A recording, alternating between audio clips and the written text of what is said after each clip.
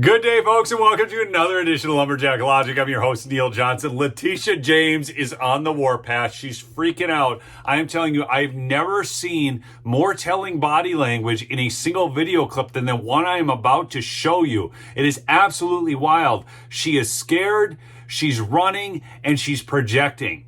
And you want me to sit in my seat and stand idly by and allow this craziness to happen? You could come after me if you want, but you elected me to stand up. You elected me to use the law. You elected me to go to court. You elected me to continue to challenge this administration. You elected me to stand up for the least of God's children. You elected me to continue fighting on, and I will fight on. Pretty wild, huh? I mean, use the courts. She wants to use the courts for criminal prosecutions. Use them like a tool, folks, to go after her political opponent, which is Donald Trump.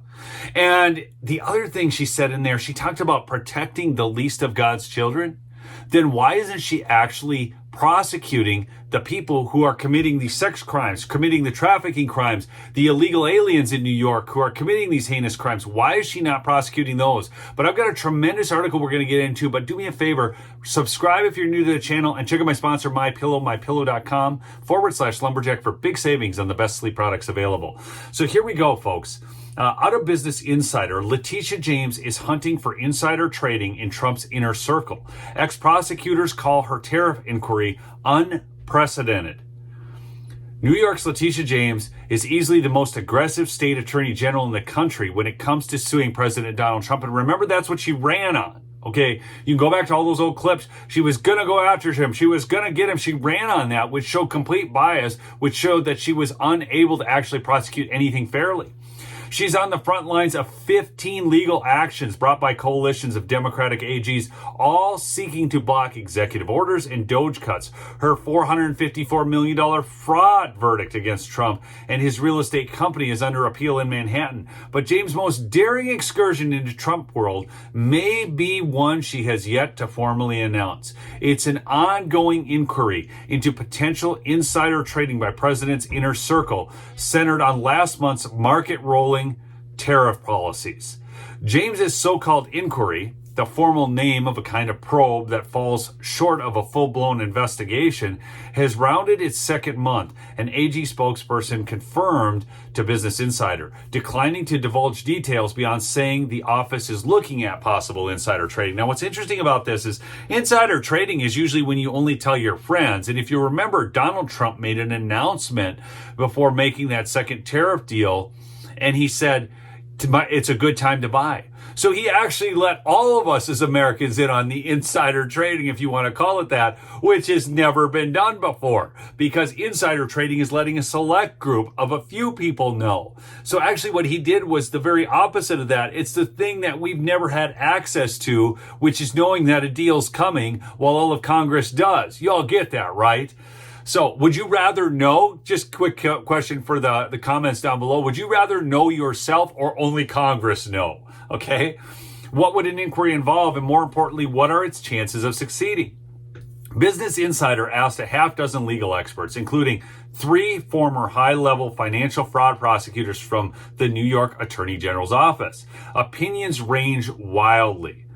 Some pointed to the perennial concerns over insider trading by members of Congress. No kidding. They called James's inquiry a proper, even necessary exercise of the power vested in the Attorney General, whose Manhattan office sits 3 blocks north of the stock exchange. And I would agree, we've had insider trading. Let's go investigate Nancy Pelosi. Have you seen how that woman outperforms the market? It's absolutely wild. Others called her inquiry a politically motivated boondoggle that's doomed to fail. This is a story of politics, not a story of law, Richard Epstein, a law professor at New York University, said. I do not know if he's related to the other Epstein, okay? Let's not make assumptions. But there was unanimity. By the way, Epstein, did he kill himself? Didn't he? Yeah, he offed himself in prison, right? If you believe that. Anyways, but there was unanimity on 2 points. Proving insider trading is notoriously difficult, and whatever is happening behind the scenes is unprecedented. There's been nothing like this, said Armin Morian, a former financial crimes prosecutor for the New York AG's office, who helped defend Trump during James's fraud case. An 800-pound gorilla of a statute, the inquiry is empowered by New York's Martin Act, a 104-year-old statute that gives state attorney generals extraordinary powers to police Wall Street. Legal experts call the Martin Act the most powerful state securities fraud law in the country. It allows the AG to issue subpoenas. Apparently, though, if you're a Democrat, you can just ignore those, right? Grill suspects under oath and file civil lawsuits or criminal charges.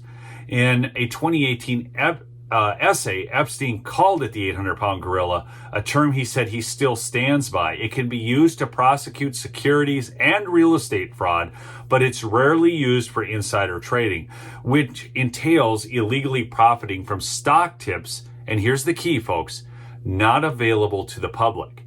And again, Trump made a true statement saying that it was a good time to buy. So he made that publicly available. You or I had that same information. We could have bought into the market off President Trump's advice, knowing that a deal was coming. It's the very thing that we don't usually have access to. And that's what they should be investigating, is the Nancy Pelosi type stock trades where she sits on all these committees, knows that there's going to be more spending through the federal government on green energy subsidies. So then she buys green energy companies, knowing that we're going to have a war coming up, and then we're going to sign these defense contracts with Raytheon or Boeing or whomever, and then buying up those companies, knowing that we're going to have some technology act and then buying up the companies that would benefit from this. Her husband did that with Microsoft specifically just this past year. So that's insider trading that we're worried about. Legal experts and 3 veterans of the AG's office who have brought prosecutions under the Martin Act said they've never heard of it being used to investigate insider trading tips involving government policy. In this case, Trump's on and off tariffs. The novelty of James' inquiry does not doom her effort, said a former financial crimes prosecutor who asked not to be named, citing work constraints that prevent her from speaking to the press. Yes, she is, right? I got these work constraints. I can't speak to the press, but I'm going to speak to you anyhow. There is a body of Martin Act insider trading law, just not on these exact facts, that has been deployed over decades, the former prosecutor said. And remember, the facts of every case are always novel. And I think it's interesting. They talk about the on-again, off-again tariffs. No, Trump has actually kept the tariffs on. It's just when companies come to the table to negotiate, he just keeps that 10% tariff in line. So we have a lot of countries that are stepping up to the table. I go back to that tweet, truth, I guess, that Donald Trump put out that said, don't be a panicking, folks. Don't be a panicking.